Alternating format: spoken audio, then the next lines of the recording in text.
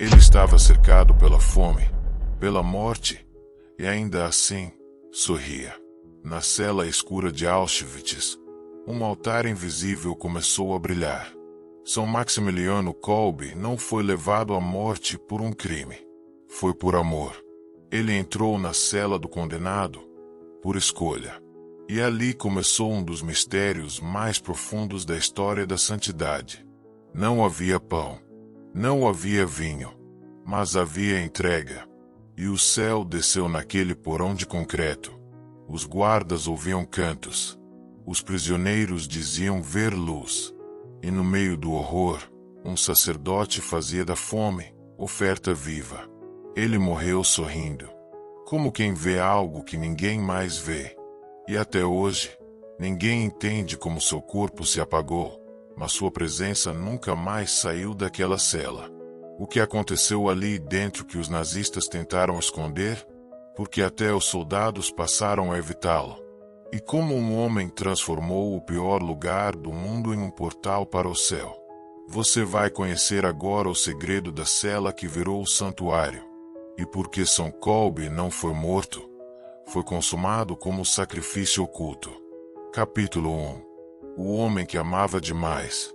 Antes de Auschwitz, Maximiliano Kolbe já era um homem estranho ao cálculo racional. Tinha fé como fundação de seus passos, não como ornamento. Fundador da Milícia da Imaculada, jornalista incansável, missionário entregue, ele vivia com uma missão clara: oferecer-se por amor à Mãe Maria e a quantos se converterem. Mas mesmo tal entrega jamais o teria preparado para o que viria. Em 1941, quando o nazismo o prendeu por pregar a devoção mariana, Kolbe foi lançado a um território diferente.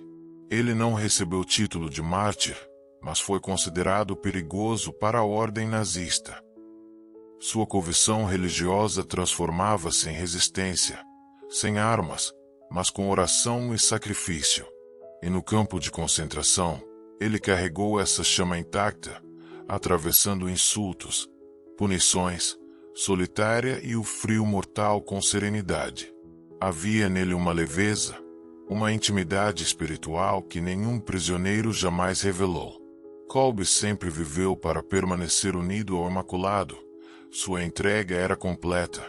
Agradeço à Imaculada por ter escolhido o meu nada. Seus escritos transbordam dedicação total. Morrer pelos outros era uma consequência possível, consigo forjada em oração. Ele aceitava cada oração, cada sacrifício como oferta conjunta com Cristo e Maria. Desejo onde quer que eu esteja, que tu estejas também, Mãe. A fé dele não era escapismo, mas enraizamento. E o que parecia idealismo tornou-se resistência espiritual, dentro dos barracões, quando muitos prisioneiros perdiam até a própria imagem da dignidade humana. Kolbe oferecia a si mesmo, sem reclamar, mas seu sorriso persistia, como o vestígio de uma santa face gravada dentro. O que muitos ignoravam, Kolbe aguardava algo maior do que a própria sobrevivência. E não era desespero pelo tempo, mas vigilância, por missões desconhecidas. Em cartas trocadas com os companheiros de cela, ele escrevia: se vier a hora, oferecerei a minha vida por alguém, e de bom grado. Ele não contava tempo, contava fidelidade. Ele não buscava glória, buscava o testemunho silencioso diante do mal. Suas orações noturnas eram instantes de intercessão pelos guardas, por outros prisioneiros, por pedidos íntimos. Ele se consagrava continuamente como vítima viva, vínculo de misericórdia no meio do inferno. A alma dele estava armada com presença. E, mesmo acabado de sofrer choques elétricos por pregar Maria, ele prosseguia em oração. Ninguém imaginava que esse homem de fé sairia dali com aura de santidade, mas todos começavam a sentir que algo em Kolbe pertencia a outro planeta.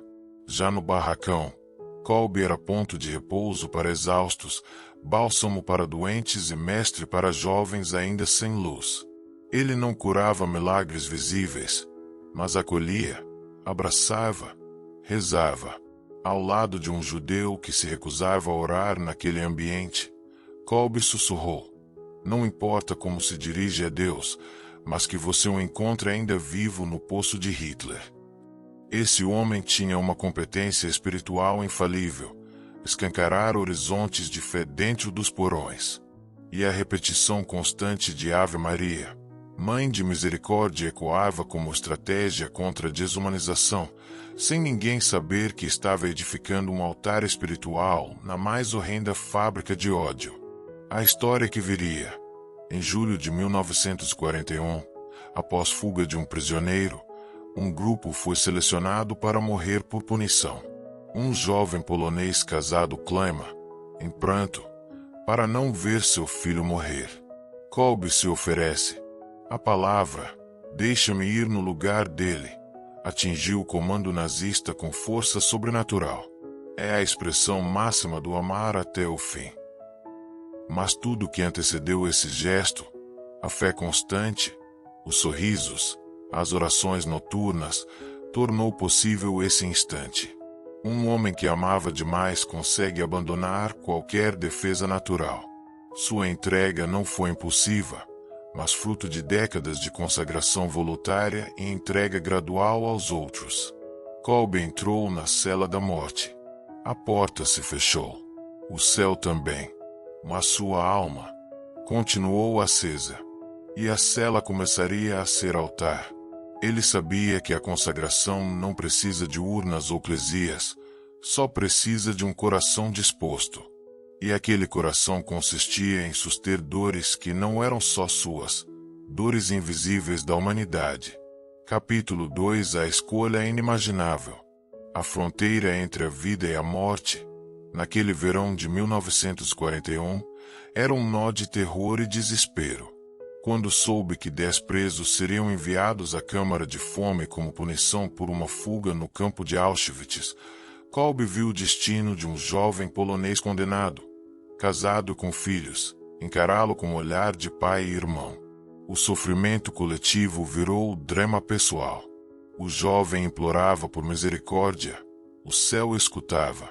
Nesse instante, Kolbe estendeu o olhar além da cela. Ele viu em si mesmo uma ponte possível. Avançou, escolheu. Não gritou, mas declarou com a voz tranquila: deixe-me ir no lugar dele. Guardas calaram o movimento. Era algo que jamais haviam visto. Oferecer-se em lugar de um outro. Sem protesto, sem expectativa. Só obediência ao amor. Kolbe não se lançou ao sofrimento como soldado suicida. Ele se postou com serenidade, com consciência. Reconheceu no martírio uma correspondência viva ao coração que sangra e aos corações que se sacrificam por amor. O comandante, perplexo, pescou a frase como prova de insanidade ou força estranha. Finalmente, aceitou. Kolbe foi um Cristo polonês anônimo, consagrado em um campo que detesta Deus. A cela número 18 com o outro prisioneiro entrou não nádegas, mas sorrindo, algo inaudito. Apesar da fuga do prisioneiro se referir a um crime, já era evidente que ali se tratava de sacrifício. Não havia previsibilidade nazista para seu ato, mas na escolha de Kolbe nasceu uma graça que chegaria depois, a pouca esperança na escuridão jamais acessível aos guardas. Dentro dali, Kolbe via além da própria morte, via os rostos dos seus irmãos. Ele estava disposto a espiar a angústia de todos, menos a sua. Em vez disso, lançou sua vida na corda do silêncio. Quando a porta se fechou, a cela virou silêncio e punição. O cutelo da fome viria, mas com ela, uma outra presença. Kolbe começou a cantar orações, recitar o rosário e a entoar o nome de Maria com força suave, sem instrumentos. Em vez de choro histérico, seus lábios se abriram em sussurros que ecoavam: Santa Maria, Mater Dei. E assim, transformou aquilo que era juízo em altar, sem pão, sem vinho, sem ambão, mas também sem ódio, sem reclamação, sem desistência. Não demorou até que guardas sentissem que algo acontecia naquela cela. Viam janelas fechadas, mas ouviam algo. Orações em meio aos gritos do suplicante. Um bispo nazista relatou: ouvi cânticos. Não parecia humano. Parecia eternidade. O oficial que vislumbrava Kolbe dividindo o rosário e confessando Jesus em silêncio perante adversários, inclusive soldados, jurou jamais olhar para trás quando o cruz chegava. A doença, antes ignorada, agora se avizinhava com ideias que não cabiam na ordem do campo. À medida que a fome avançava, alguns prisioneiros podiam segurar sua porta para segui-lo em orações. Outros, debilitados pelo choro, se apoiavam em sua presença. Não era transfusão física, era graça partilhada, espiritual. Kolbe participava do coração de cada um. Não pedia milagre, pedia misericórdia. Não clamava por liberdade, clamava por conversão. Nos últimos dias, o prisioneiro que ele substituíra já não respirava. Kolbe, só, deixou o rosário, ergueu o que estava de forças e murmurou: deixo meus irmãos. Vou ao encontro do Deus que nos fez irmãos. Ele fechou os olhos, mas não de medo. O sorriso que se formou foi não de insanidade, nem de exaltação. Foi sorriso de quem viu, com os olhos da fé, a eternidade rasgando o véu do concreto. Daquele olhar, nasceram santos. E até hoje, o mundo pergunta: como é possível morrer sorrindo, se não amar além da vida? Capítulo 3. A porta de ferro se fecha, e o céu se abre. A cela era o ápice da desolação. Concreto, escuridão e silêncio. O ambiente não tolerava vida. Falta de luz, de ar, de esperança. À medida que as horas e os dias se arrastavam, a morte aproximava-se de cada corpo. Mas dentro daquele espaço hostil, existia uma presença, a presença de um homem que oferecia sua vida por outrem. Um homem que escolheu morrer para que outro respirasse mais um dia. E essa presença virou o farol de luz em meio ao caos. Kolbe viu, sentiu, o tempo mudar. O primeiro olhar do outro prisioneiro à sua chegada foi de medo. Mas depois, passou a ser de gratidão. Kolbe ofereceu a mão, falou palavras suaves, transmitiu confiança num ambiente onde qualquer faísca era exterminada. E os guardas, em silêncio, recuaram.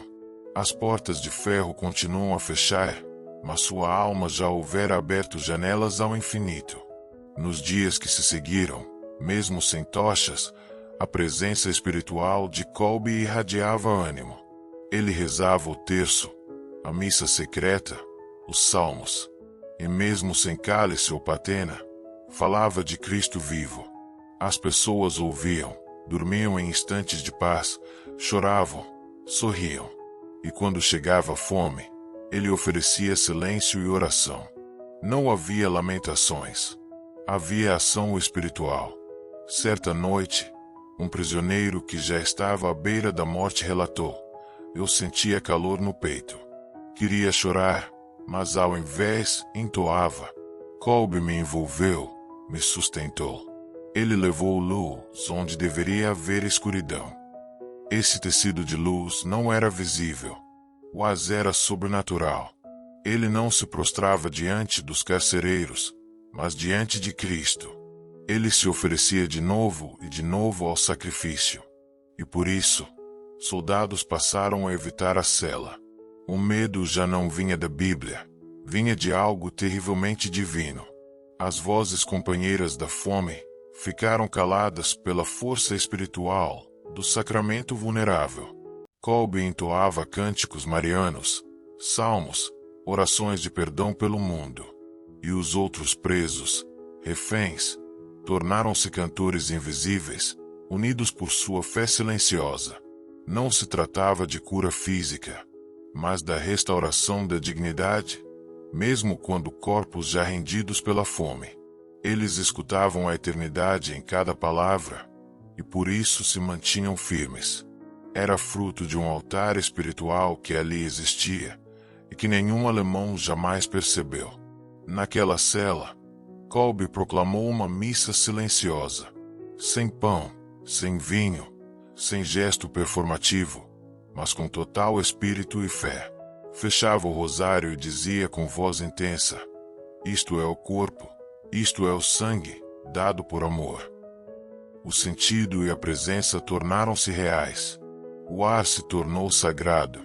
A fome, transformada em sacrifício de comunhão. O mau cheiro, transformado em espinha dorsal de glória espiritual. E os que aguardavam morte, aguardavam. Porque, no fim, não haverá morte para quem contempla a vida.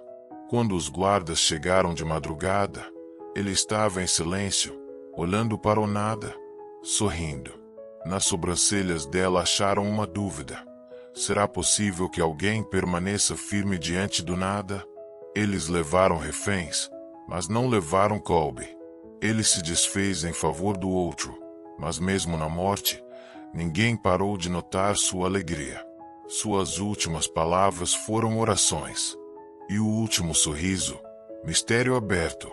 Ele entregou a alma sem protesto, porque havia alimentado sua alma com comida invisível, o espírito que preenche onde tudo está vazio. No fim do 7º dia, a cela estava solene. Corpos inertes, silêncio profundo. Quando finalmente encontraram Kolbe vivo, serenamente em pé, como se ressurreto, como se estivesse no presbitério da casa do Pai, como se dali se olhasse o resplendor que ninguém merece, mas todos recebem. Só então o frio mortal consumiu o corpo, mas o sorriso permaneceu. E é por isso que dizem, ele morreu sorrindo, porque viu o que ninguém mais viu. E até hoje, quando alguém reza na cela 18, pode sentir, mesmo em silêncio, que algo ali permanece vivo. Aquele altar secreto, aquela missa oculta, aquela luz que nunca se apagou. Capítulo 4. Cânticos entre ossos e concreto. A cela 18 não era apenas um espaço físico, era a antessala da morte. A carne enfraquecida se rendia, os ossos doíam e a humilhação germinava. Os gritos de fome eram absolutos. E foi no ventre daquelas trevas que Maximiliano Kolbe teceu, com a voz frágil, uma tapeçaria celestial. Mesmo enfraquecido, ele iniciou cânticos, hinos marianos, salmos, invocações a Jesus crucificado.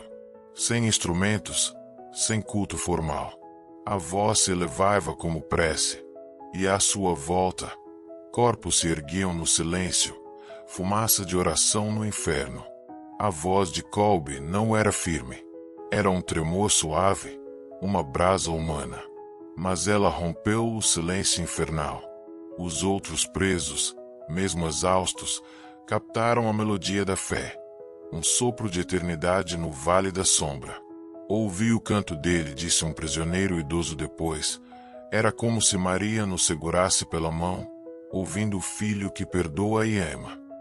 Aquele cântico, uma antífona improvisada, trouxe esperança. Não curou estômagos vazios, mas restabeleceu dignidade. Para quem viveu o medo da morte, foi como lembrar que ainda é possível orar. Mesmo na escuridão da cela, alguns prisioneiros começaram a discernir claridade. Não era elétrica, era espiritual. Um brilho trêmulo em suas almas. Eles se expuseram, rosto coberto de febre, e olharam para Kolbe como se ele fosse uma janela para o céu. Os guardas, lá fora, começaram a perceber algo vindo do interior. Cânticos leves, sustos sutis, vozes que quebravam o mármore da crueldade. Alguns evitavam passar perto da cela, por medo, por respeito vago, mas o certo é que algo ali não era mais terreno. Não era só um homem cantando. Era um coro invisível. Kolbe recitava as orações em várias línguas, latim, polonês, até partes em alemão. Os outros entoavam frases soltas. Santa Maria, ora pro nobis. Dominus vobiscum. A unidade do cântico era a antítese da violência que o cercava. Aqueles que estavam prontos a esquecer o mundo optaram por lembrá-lo, rezando por ele. O cântico agia como escudo invisível. Os homens contavam que se sentiam protegidos por algo maior que o campo de extermínio. Suspeitos de conspiração por falarem sobre a alma, eles silenciaram, mas não pararam de cantar. Kolbe liderava, em voz baixa, mas com autoridade que não vinha dos lábios, vinha da fé. O que era um canto no campo tornou-se oração silenciosa que, dizem, impedia ações mais brutais. Depois de libertado, um sobrevivente colheu o testemunho. Não foi recitar por recitar. O canto deles era súplica. Era amor. Era glória. Ninguém mais ouvia, mas todos sentiam. O canto entre ossos e concreto revelou: o trauma não mata a alma quando um coração escolhe amar, mesmo morrendo. O cântico nasceu na fronteira da morte, mas ali se criava o santuário silencioso. Era o centro espiritual da humilhação. Kolbe, marginalizado, tornou-se mediador. Ele converteu a cela em santuário. Um homem em colapso corporal conduzia um louvor que salvava corações. Isso bastava para transformar um campo de horror em lugar de graça. Décadas se passaram, e visitantes relatam ter ouvido um eco distante, um cântico arrastado, ao entrar na cela. Alguns choraram, sem razão aparente. A memória de Kolbe continua alinhavada ao concreto. A cena se repete. Forasteiro entra, ajoelha-se em silêncio. E um murmúrio assopra uma oração. É só murmúrio, mas é suficiente para recriar o santuário da alma. Capítulo 5. A fome que se tornou missa. A cela 18 não era propícia a celebrações litúrgicas. Ali, o silêncio era quebrado apenas pelo render dos ossos contra o concreto, pelo ruído áspero de corpos enfraquecidos e pelo eco sombrio de passos que prometiam morte. Mas exatamente ali, Max Kolbe improvisou um altar inédito, o altar de sua própria fome. Sem pão ou vinho, sem vestes sagradas ou incenso, apenas um homem oferecia sua vida como refeição suprema. Kolbe limpou um pouco de espaço no chão, inclinou o corpo até que pudesse olhar para cima, respirou fundo e murmurou as palavras que dominavam sua alma. Isto é o meu corpo. Isto é o meu sangue, dado por amor a vocês. Não eram palavras novas, mas repetidas, tão suavemente que mais pareciam promessas do que declarações. Ele se oferecia inteiro, um padre consumado pela fome, transformando cada suspiro de dor numa oblação por seus irmãos de cela. Os outros prisioneiros, fracos demais para prostrar-se com fervor, ergueram olhares grudados na figura serena de Kolbe. Cada palavra dele era semente de dignidade restaurada. A missa, nesse caso, era a missa da solidariedade absoluta. Todos sentiam dentro de si o ofertório tragado de uma bênção invisível. Eles não viam pão, não viam cálice, mas ouviam, sentiam, um homem orando por eles, entregando-se. Tinham certeza de que Deus também estava ali, acendendo a última chama de fé nesse santuário improvisado. Sem microfone, sem recitativo mundano, a voz de Kolbe dominava conteúdo espiritual. As declarações eram feitas quase em sussurros, mas tinham peso de eternidade. O tempo parava. A fome tornava-se fome de Deus, e o eco da liturgia invisível atravessava a carne e a alma. Assim como na última ceia, eles eram convocados ao mistério, não pelo rito, mas pela presença oferecida. A fome carnal foi transmutada em fome de comunhão, se não com pão, ao menos com o coração de Cristo oferecido por Kolbe. No momento em que o homem sem boca pronunciava "Este é o meu corpo", acreditavam que a dor também se transfigurava. Cada batimento de Kolbe era ainda mais lento, cada respiração uma oferta. Os prisioneiros percebem que, de fato, havia algo ali. O sacerdote dava a si mesmo como alimento espiritual. As dores do corpo se tornavam hóstia redentora. A fome dantesca foi redirecionada para sentir, pelos sentidos do coração, o coração de Cristo que ali pulsava através de Kolbe. Enquanto caminhava no limiar da vida e da morte, Kolbe pronunciou palavras finais que eram convite e promessa. Depois que minha própria vida for entregue, viverei em vocês. No meu silêncio, no meu sacrifício, sou presença que não morre. E os corpos exaustos absorveram aquilo como carne para alimento, como se tivessem recebido o milagre da presença divinal em plena cela de tortura. Um dos guardas recordou, tempos depois, que sentiu algo. Sim. Não era culpa, era temor. A sensação de que aquela cela não continha mais apenas cadáveres em formação, mas uma presença potente. Ele relatou ter sido detido por compaixão e ter passado sem olhar para trás. A fome extrema havia sido vencida pela fome de Deus. O horror fora vencido por reverência, e a cela se tornou santuário público aos olhos de quem olhava de fora. Poloneses sobreviventes relataram que, quando escutavam essas palavras finais, sentiam o sangue pulsar de novo. Não o sangue físico, mas o sangue do amor oferecido. Eles passaram a chamar esse sacrifício de missão da cela, uma liturgia da entrega absoluta. A fome que parecia destruir criou, pela oração sacrificial, uma nova missa, sem hóstia visível, mas com pão do vazio consumado. E eles comeram. O santuário da cela 18 não existia em nenhum plano terreno. Era mistério. Tão alto que o concreto precisou do silêncio de Kolbe para recobrar sua dignidade. Tão profundo que a fome deu lugar à graça. Tão escondido que só o céu escutou. Pessoas depois confessaram buscar consolo ali, ajoelhados, recitando a mesma missa invisível, prestando homenagem ao sacerdote que comungou com a própria morte. E até hoje, quando alguém reza diante dessa cela, pode sentir que algo ainda se oferece, o sacrifício de amor por um homem que transformou fome em pão espiritual. Capítulo 6. A presença que os nazistas temiam. A cela 18 era proibida para os guardas, não por ordem oficial, mas por instinto. Algo ali lhes provocava aversão e até temor. Um campo de extermínio, 300.000 pessoas mortas, não tinha espaço para piedade. E, ainda assim, algo os impedia de permanecer diante daquela porta de ferro. Kolbe oferecia a si mesmo intencionalmente.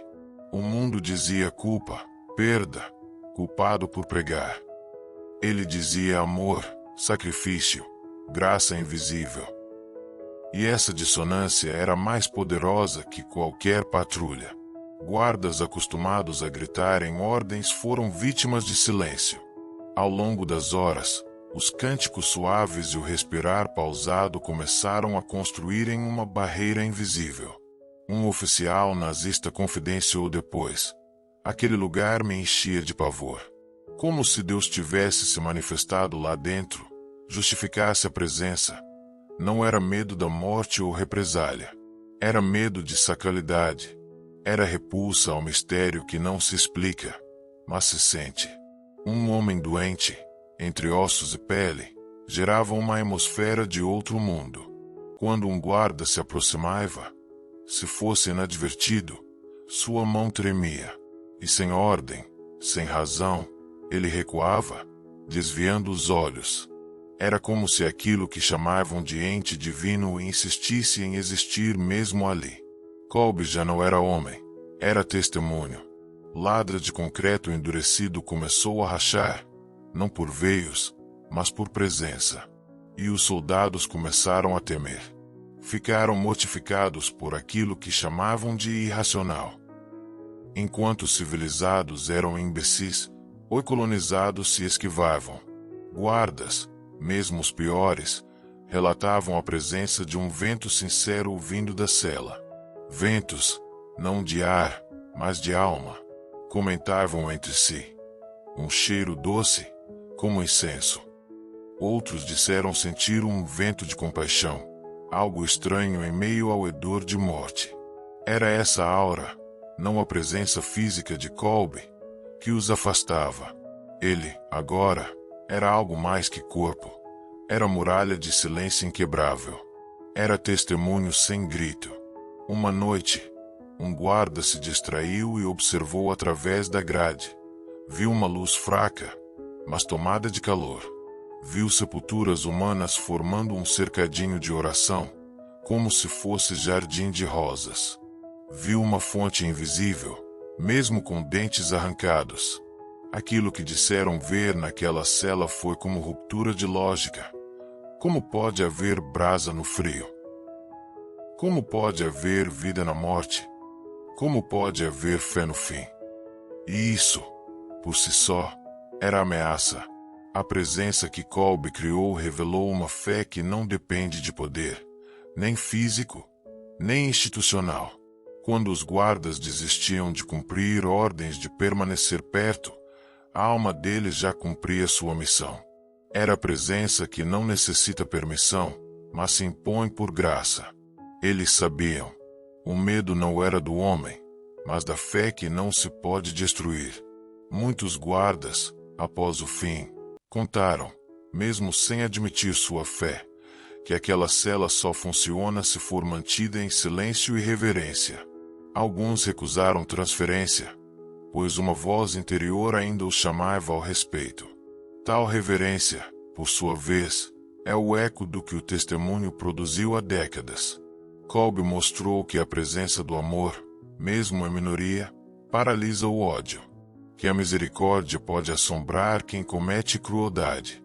Que a santidade, ainda acuada, torna-se muro que impõe silêncio diante de opressores. A presença dele era escudo invisível e permanece, como homenagem, na cela 18. E se hoje você sente medo de dizer sua fé, lembre-se. A presença do amor é mais intimidadora que qualquer mão armada. Não tema os olhares. Se eles se calam, é porque algo, invisível, ecoa. Capítulo 7. O sorriso inexplicável. Nos últimos instantes, a cela número 18 era um palco de silêncio absoluto.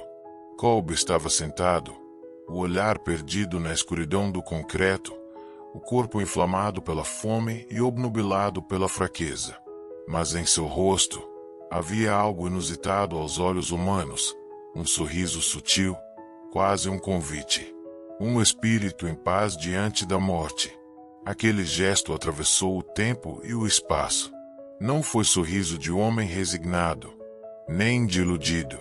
Foi sorriso de quem viu, nos últimos momentos, a eternidade tocando sua alma. Era a antecipação de Cristo que acolhia sua oferenda. E mesmo quem o odiava sentiu o peso daquele mistério. Kolbe estava inconsciente ao sorriso se formar, mas os companheiros viram. Um deles, com lágrimas nos olhos, recordou. Parecia que ele se lembrava de algo, de um rosto, de uma promessa. Sua boca moveu-se como num secreto encontro com alguém amado. Esse sorriso foi mais que memória. Foi vislumbre de um céu que o abraçava. Aquele sorriso era a consumação de um altar. O sacrifício de amor oferecido, agora acolhido no esplendor eterno. O sorriso de Kolbe não foi dado a si mesmo. A cela já estava repleta de companheiros de sacrifício, e homens que, apesar de fraqueza, ainda respiravam. Quando testemunharam seu rosto sereno, sentiram-se consolados. Alguns disseram ter visto a esperança renascer em seus próprios olhos. A fome tirou o corpo, mas o amor deixou a alma inteira. Aquilo reconstruía a confiança. Se alguém podia sorrir diante da morte, então ainda havia dignidade. Ainda havia promessa divina. Ainda havia vida. Kolbe foi carregado para fora da cela como um cadáver comum. Mas os outros viram algo além. O homem que recitava o terço até o último sopro foi lembrado por guardas e prisioneiros, e nenhum conseguiu apagar da memória o sorriso. O homem consumiu suas forças. mas a memória daquele sorriso permaneceu como brasas acesas. Enquanto carregavam seu corpo, prisioneiros sussurravam orações. Guardas evitavam olhar. O ar ficou denso de presença. O sorriso de Kolbe, invisível a todos, era argumento: Deus existe. Amor triunfa. Cada gesto dele se tornava profecia. Hoje, e das décadas que passaram, sobreviventes repetiram que nunca viram alguém morrer assim. Muitos escrevem: foi como se Jesus tivesse passado por ele e dado paz, com promessas de reencontro. Ainda hoje, lembro-me daquele sorriso e sinto as luzes dentro. Essa memória transfigurada foi testemunho do milagre íntimo que se realizou ali. Um homem sorriu para a morte, porque morreu em Deus. O sorriso de Kolbe, registrado em relatos e dezenas de cartas ao Papa e bispos, tornou-se selo espiritual da santidade dele. Não era apenas sacrifício de amor. Era revelação de um rosto que a eternidade alcançou antes mesmo do final humano. Essa imagem atravessou gerações. Ao ver sua pintura em capelas, quem se lembra dessa história ajeita o olhar e sorri de volta, porque aquele sorriso é convite ainda hoje à fé oferecida na adversidade. A serenidade diante do fim. Não se trata de ignorar a dor, mas de confiar em um amor maior. O legado de um gesto simples, um sorriso pode lançar esperança onde tudo era tragédia. A vitória do espírito sobre o corpo. Amor transcende o concreto do sofrimento.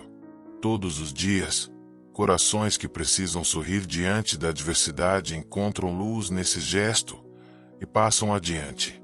E até hoje, quando alguém contempla a história de Kolbe e sente o chamado de dar amor no lugar do outro, há um sorriso interior que aparece, porque sabe que, mesmo na escuridão, um coração consagrado pode revelar a eternidade.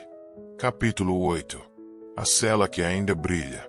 A cela número 18 permanece intacta no campo de Auschwitz, paredes frias, sem sinal visível de que algo sobrenatural ali aconteceu. Mas quem passa por ali com reverência sente, não é concreto, é presença. Aquela porta de ferro guarda algo que não pode ser apagado por tempo, política ou negação. Guarda a memória viva de um homem que fez do túmulo sua pregação final. Visitantes relatam que ao entrar, o ambiente parece menos pesado. O ar respira diferente. A maioria fica em silêncio, ajoelha-se e sente uma corrente subtil, como se o tempo tivesse sido dobrado por oração e entrega. Algumas tábuas rangem, outros escutam um sussurro distante de cânticos. Seja imaginação ou graça, o que ali permanece é sagrado. Não há relíquias tangíveis, nem rosários, nem hóstias, nem chumaços de cabelo. Mas todo visitante carrega uma lembrança. Uma freira disse que sentiu nos próprios lábios o gosto amargo da chaga, mas foi consolada por uma paz inexplicável. Um padre ajoelhou-se e recitou o Pai Nosso. Lágrimas vieram, sem peso, como oração que reaparecia. A cela permanece receptiva aos que reconhecem presença e continua a operar milagres silenciosos, cura interior, libertação de medo, fortalecimento na fé. No silêncio daquele espaço, não se acendem velas, mas acende-se fé. Não se celebra missa, mas se vive a Eucaristia da entrega. O que se prolonga ali é a comunhão dos corações que entenderam que o muro da morte pode se converter em altar de salvação. Filas de visitantes, judeus, católicos, ateus, entram em oração ou reflexão. Muitos desconhecem o nome Kolbe, mas saem tocados, impressionados, como se a cela sussurrasse uma palavra que muda tudo: misericórdia. A presença permanece, como fé que não fenece. Quem aí adere, entra em silêncio, sai mais leve. O testemunho de Kolbe, sua presença, continua. Sua entrega convida para uma vida que sacrifica para amar. Seu sorriso incita a esperança. Sua voz recolhida implora por misericórdia. E sua cela, mesmo abandonada, brilha. E até hoje, quando alguém toca aquela porta gelada, algo diz: é aqui que a morte foi vencida pelo amor. Que sua história não morra em você. Senhor Jesus, que aceitaste o cálice da dor para salvar os que amavas, no silêncio da cruz, revelaste o poder do amor sem medida. Hoje, ajoelhados diante da tua presença viva, nos unimos à cela onde o teu servo fiel, Maximiliano Kolbe, transformou a fome em oferenda e o medo em canção de esperança. Recebe, ó Deus de misericórdia, nossa oração em memória daquele que escolheu morrer para que outro vivesse. Ensina-nos a amar assim, até o fim. Dá-nos coragem para doar, calar, sorrir, mesmo quando a vida parece injusta ou insuportável. Coração de Jesus, que pulsaste no peito aberto de Kolbe, concede-nos essa fé que não recua, essa luz que não se apaga, essa força que não fere, mas se entrega. Virgem Imaculada, a quem Kolbe consagrou cada instante, acolhe nossas dores, nossas escolhas e guia nossos passos ao teu Filho, para que também nós possamos transformar as celas da nossa vida em altares de amor. Amém.